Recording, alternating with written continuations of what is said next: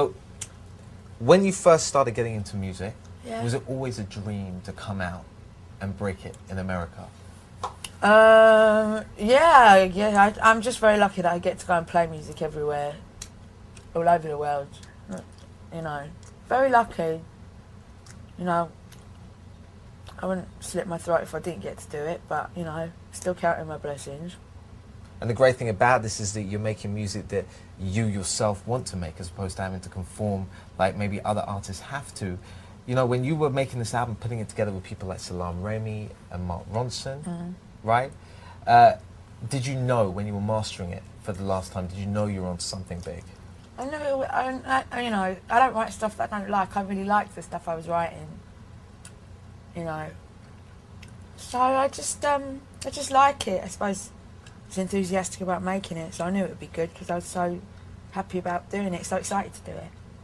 On the first album, you used Salaam. I mean, this is one of the hip-hop great producers of all time for the entire album. On this album, you decided to split it pretty much 50-50 with Mark Ronson. Why did you want to enlist Mark Ronson? My friend Guy Moot, who runs EMI Publishing, said to me that I should work with Mark. I was really reluctant just because I know I'm onto a good thing with Salaam. Salaam and I are very insular. We work quite closely and together. We don't talk to anyone else. We're quite, you know, we talk to each other about stuff like that. But you know, I met Mark. We had a really good, you know, we got on really well personally as well. You know, we're like brother and sister. So,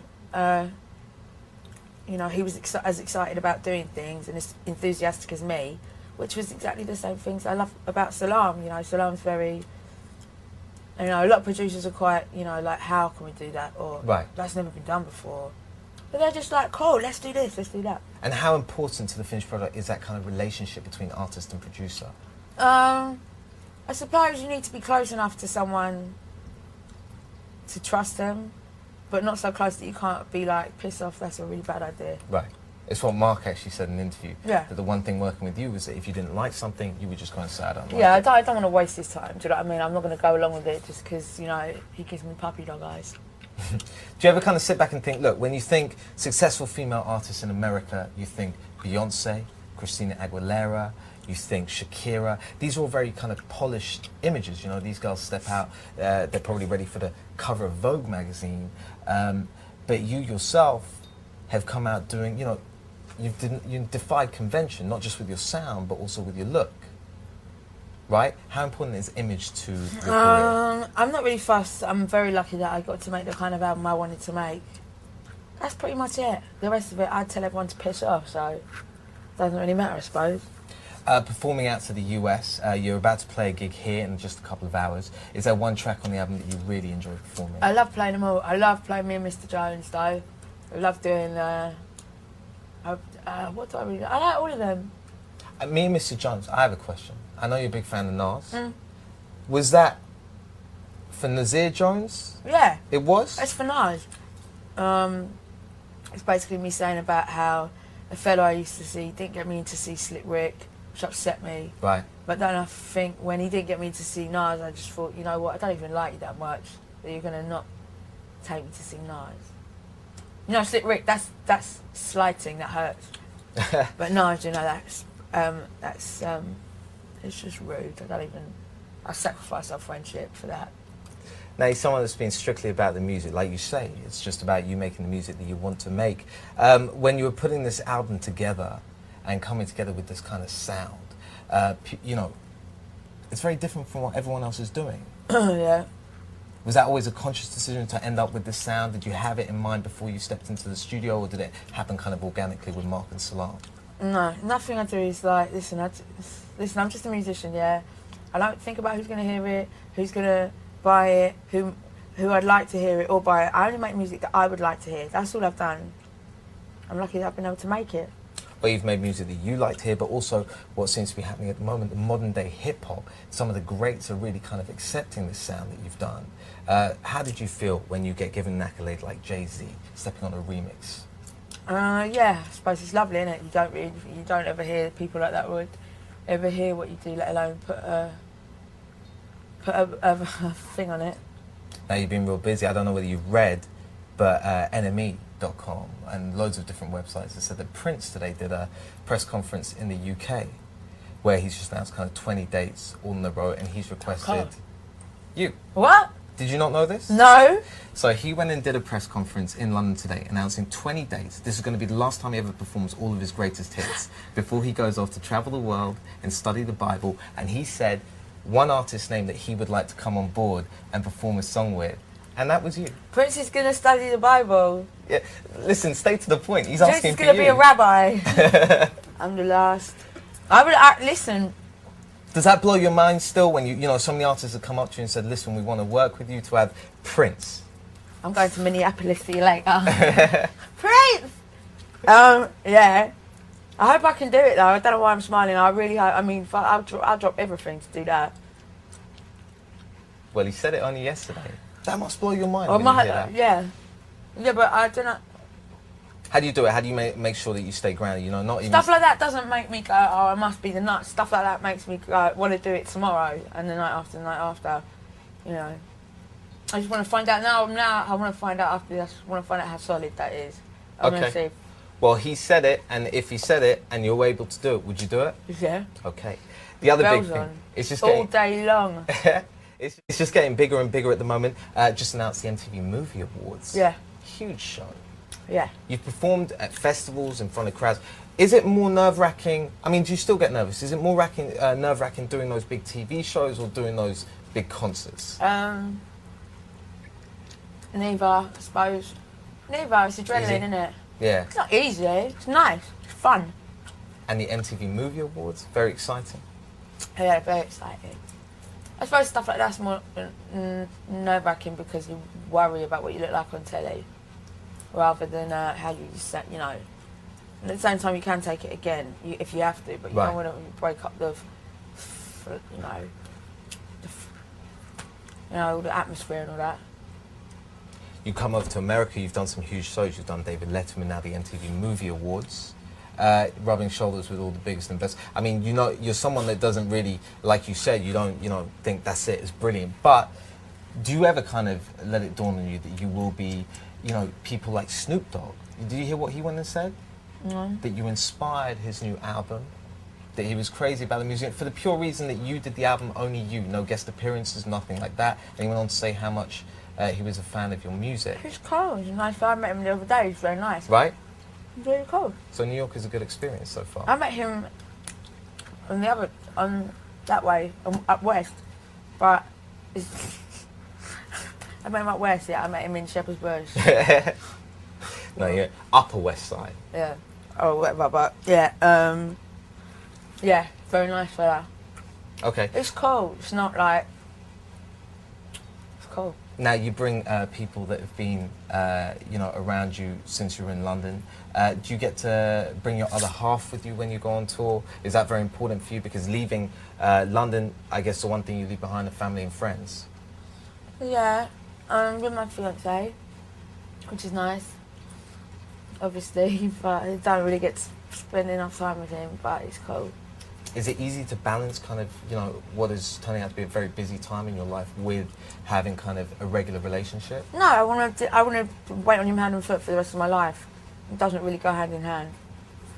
But I manage. Yeah, I'm sure you will. So this album, you're still in the middle of promoting it, playing loads of tracks out there. At which point do you start thinking about your musical direction on the next album? You always working? No, I mean, I've got loads of stuff left over really, so it'll be more the same. More the same. More the same sound? Yeah, I've got loads of stuff left over, so. And same producers, both Mark and Salam working on it? I don't know, it depends what they're both doing. It depends what they're both doing. I'd love to work with them both again. I mean, I'm not someone who'll try something just because it's stuck. You know, I know what works. I know what I love. You know, I'm not gonna meet two fellas who I work with so well. Now, I don't know whether you heard this as well, but Back to Black, when I first heard it, it, apart from being an excellent song, also strikes me as a perfect song for a Bond movie. Now, I wasn't the only one that when they said that. Apparently, Barbara Broccoli, you know, the woman that was involved with James Bond from the very start, has gone and said it's a perfect track and she would like to offer you a role in a Bond movie? Now, I know you should never believe what you read, but have you heard anything about this? No. Would you ever like to be a Bond girl? Yeah, I'm not an actress, am I? Would you ever like to do the track for a Bond movie? Yeah. Standard, sorry. Yeah. So you would do the track, but you would never appear in the movie? Well, no, never. I'm just not an actress, do you know what I mean? It can't be true. Nothing that you'd never like to try it? No. Now, we know sooner or later you're going to be shooting the next video Yeah. with David LaChapelle. Yeah. What's the treatment for that Why video? do you know everything I'm doing better than me? Because that's the job that I have to do. Okay. My research, do you mind talking about it? You're just kind of showing me up because I haven't got Danny LaRue what I'm talking about. It's all right, but do you know what the next single's going to be? Well, I think we're reshooting Rehab. Oh, you are? Or Tears Dry on Their Own. Okay. We'll take that second answer. Oh, yeah? And do you know what the concept behind the video is? No. Do you just turn up on the day and do what you do? No, we will have meetings, I'm sure. Or someone will say something. That's why I was curious. Like, how Meetings. hands-on are you with everything? Yeah, I'm pretty, yeah. Do you know what I mean? I'm cool, yeah. And why is that so important? Because I'm quite shy, I'm quite an insecure person. I'm not going to, do stuff that makes me feel like I'm being an idiot. And then getting up on stage, is that something you still get shy doing? No. It's quite exciting. You ever get nerves? How do you calm the nerves? No, it's quite exciting. I don't really get nervous. It's adrenaline. Right. And have the New York crowds, the American crowds, been accepting towards you? Yeah, really cool. Good stuff. Well, look, we wish you the very best of luck with everything. Thank you, baby. Your next step after this, you're doing a performance tonight. What's on the agenda for the next? Tonight, I know something else. I know you're going to Miami soon. Yeah, tonight, tomorrow night, then we're going to Canada, I think. Yeah, and my dad's going to be there. Oh, your father's going to be there coming out to see you? Yeah. Is that the first time he's seen you performing in America? Maybe. You mentioned him in in one of your tracks, Yeah. Rehab. How important was he to your musical career, kind of starting Oh, out? my dad's like one of my best friends, so it'd be nice to see him. And, yeah. And, yeah, then we're going to Miami just to do the video and just spend some time together. Excellent. A bit of downtime with Yeah. family. Being here in New York, you're in the home of some of the greatest rappers of all time. I know you're a huge fan of people like Nas, Yeah. Mos Def. Yeah.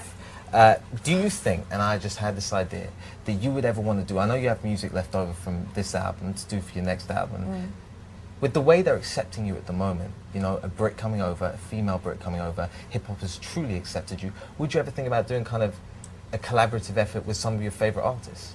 I'd love to work with people like, there's so many people I'd love to work with, like Nas, Mos Def. Love to work with Busta Rhymes. I'd love to work with Rod Digger. I'd love to work with Rod Digger. There's loads of people I'd love to work with. And these things But I'd love to work with Rod Digger. And Mos. That would be incredible. But surely can't these things actually happen? I mean, how does it work? Do you just say it on camera, hope that one of them sees it and something comes They through? won't see it. Why? This is MTV News. Oh, cool. Okay, then, please. Rod Digger, Mos Def, Puppy Dog Eyes. Please. You learned that from Mark Ronson. I Why would that be so great for you? love them. I learnt a lot of stuff about. I just learnt how to write songs with people like that. I just really like them, and if they like my stuff, then cool. Because you learned what? Hip-hop was what you grew up kind of listening to? Yeah, pretty much. Yeah. Sweet and sour? I mean, yeah, so yeah, if they want to do a track, I'd love to. All right, well, Amy, look, we wish you the best of luck with that. Cool. I hope Rod Digger and Mos Def cool. How could you not? Yeah, me too. Good luck with everything. Cool. Enjoy Miami. Thanks, baby. Enjoy the show tonight. Yo, I will do.